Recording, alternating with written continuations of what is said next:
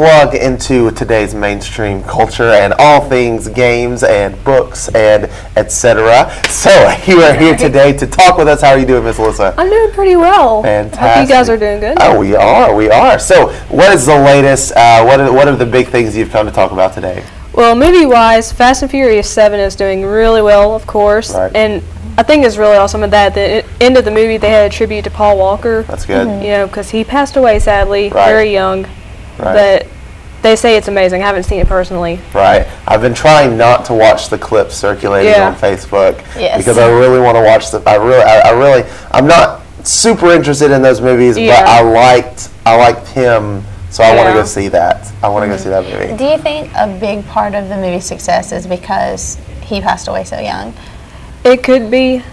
I'm not totally sure, but because I know a couple of years ago when The Dark Knight was released, right after Heath Ledger died, I feel like that, not that it wouldn't have been successful anyway, but I feel like that really contributed to a lot of buzz about that movie. So I wonder if maybe that could be part of the reason that this one's doing so well. Yeah, I think so. Yeah, it's definitely a possibility. You know, of course, it's the last one in the series, right? And he just, something neat about the film is, so Paul Walker died during the filming process. I know nothing about these You know nothing about it? Not even the a little guy's bit, two brothers to finish his filming parts and photoshopped his face basically onto their bodies. Oh. Yeah, they got his two brothers to finish out his role, and they use CGI and stuff like that to make them. Now, are his brothers actors, or are they just? No. They're not. They're wow. not. Yeah. That's impressive. That's impressive. That's really why I want to see it. Yeah. It's so interesting, and it's tragic, but it's it's great that his last role was able to be finished and completed. Yeah. But so something definitely to see. Anything else out? Insurgent is amazing. Right. I actually went and saw that and it was great. So if you've seen Divergent, Insurgent's so good. Right, the second one in the series, right? And where does this one pick off? Right where the first one left off. So it's really easy to watch like back or anything like that. Right, great. Okay, anything else? For kids, there's Cinderella, which I actually want to see that. Yeah, I have seen it, and it is one of the best movies that I've seen recently. It was very good. I was very impressed with it because they did a good job of making it accessible to more than just little girls with frozen fever. They it really, everybody that I have talked to, male, female, doesn't matter if they were teenagers or little kids or anything, that everybody has loved this movie. And the cool thing about them doing Cinderella, I think, is that they're showing that they can pull off some of the bigger animated classics in real real time or with real actors, because now they're coming up with the Beauty and the Beast, which is Tawny's favorite, and it's one of my favorites, but they're actually doing this one based on the Broadway musical.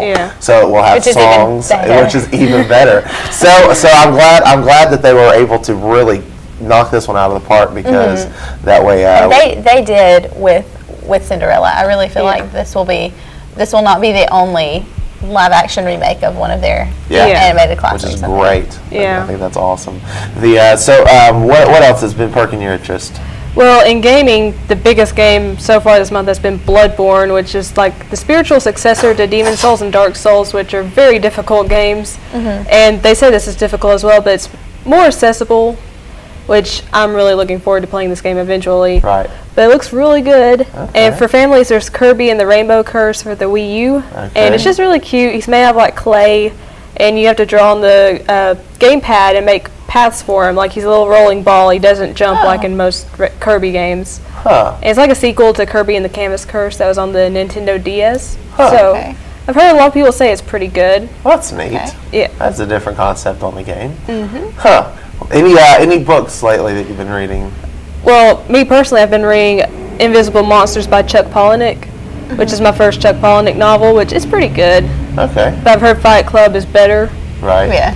But I know like a lot of people are really enjoying The Girl on the Train by Paula Hawkins, which is #1 on the bestsellers list, and I really want to read that as well. It sounds very intriguing. It's about this woman, like every day she goes on the train and she looks outside this couple, but then one day the couple is gone. and she's just wondering what happens, and it's just like they've compared it to Gone Girl, so sounds interesting to me. Yeah. Okay. And also, Ready Player One, this amazing novel by Ernest Cline, is being adapted into a film, and Steven Spielberg is producing it, I believe. Okay. And it's a really good book if you're into 80s films and video games and stuff like that, because it talks heavily about that, and it's also set in a video game universe. Oh. So it's really good for people that are obsessed with video games and 80s culture. Okay. When is that?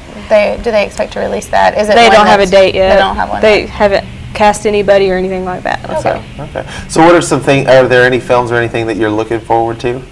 Films I'm looking forward to, like, they're farther out, but I'm really looking forward to Terminator Genesis, Mad Max Fury Road, Jurassic World. Oh yeah. I'm sure there's way more coming out. I'm just not thinking of them. There's a ton coming out. Yeah.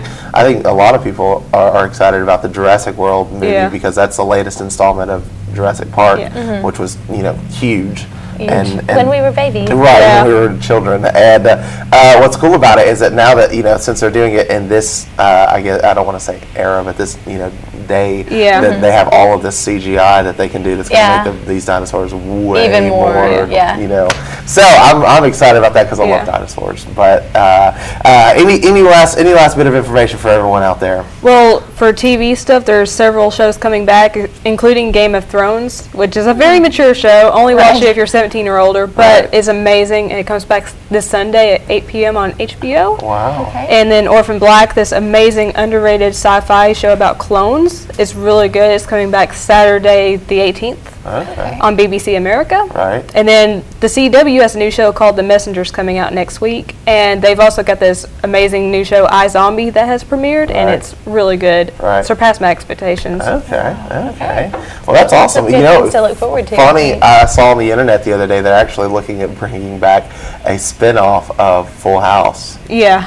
Yeah, I saw that too. And it would follow the lives of DJ. If you're familiar with the show, DJ and Kimmy Gibbler, which was her friend, so it would that would be interesting to see. They're in the talks right now. I think the guy that's producing it had released that, so it's definitely a possibility. So that'll be interesting. It would be a Netflix original show. But awesome. Well, thank you so much for being with us, Miss Alyssa. What musically is happening out there? James Bay, he's been my biggest obsession so far. His album's amazing. Like, every song's amazing.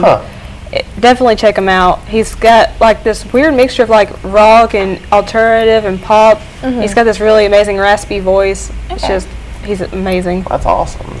Okay, well, cool deal. Well, thanks so much for being on the show with us today. Always a pleasure. And of course, everybody, your YouTube, where everybody can follow you, is what?